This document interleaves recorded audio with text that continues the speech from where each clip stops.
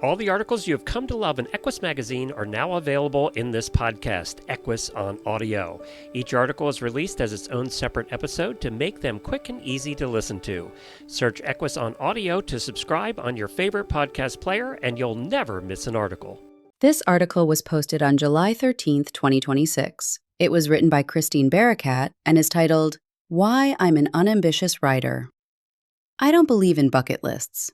The notion of articulating an inventory of things I'd like to experience or achieve before I die holds zero appeal to me. I think bucket lists add unnecessary pressure to our already stressful lives.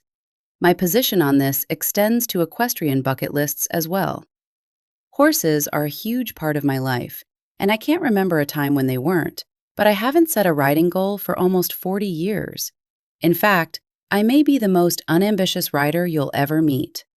I have no interest in collecting ribbons or points, achieving levels within a sport, or qualifying for anything. Don't get me wrong, I enjoy learning, problem-solving, and finding success in the saddle, but I define these goals in very specific terms. A perfectly executed transition can leave me glowing for hours. So can successfully opening a gate from the back of an inexperienced trail mount or keeping up, and out of trouble, amid the controlled chaos of a group gallop across an open field. And my anti-bucket list stance doesn't mean I haven't had some remarkable experiences with horses.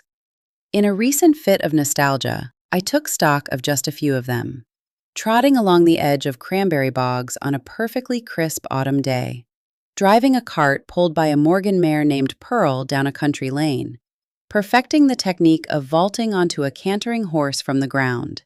Galloping a retired racehorse down the backstretch of a racetrack, getting just a taste of the power that could have been unleashed beneath me.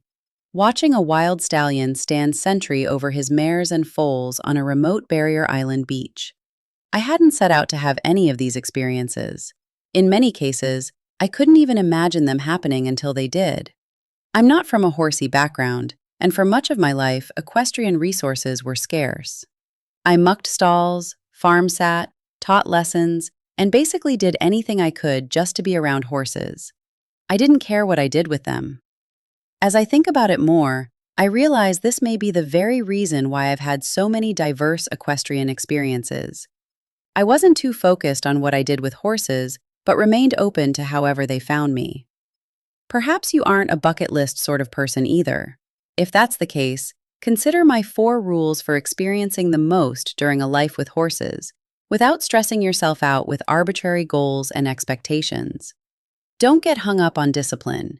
If you focus too intently on what you do with horses, you can easily overlook the chance to try something new and wonderful.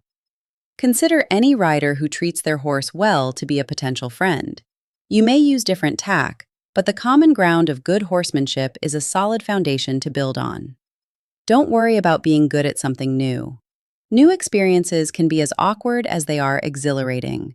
Of course, you don't want to overface yourself, but if a fear of looking silly keeps you from trying something new, you're going to miss out on a lot of fun. Keep the horse at the center of all your experiences. Don't get hung up on marquee venues, headlining trainers, and prestigious awards. The horse is the true heart of equestrian sport, this lifestyle, this passion. Stay close to that, and you will be rewarded in ways you could never anticipate. When your horse heads into the barn for cooler weather, so does the stink. ByeBye Odor doesn't just mask smells, it breaks down ammonia and bad odors with real science. Fresher stalls, healthier lungs, happier horses. Get yours at spalding-labs.com.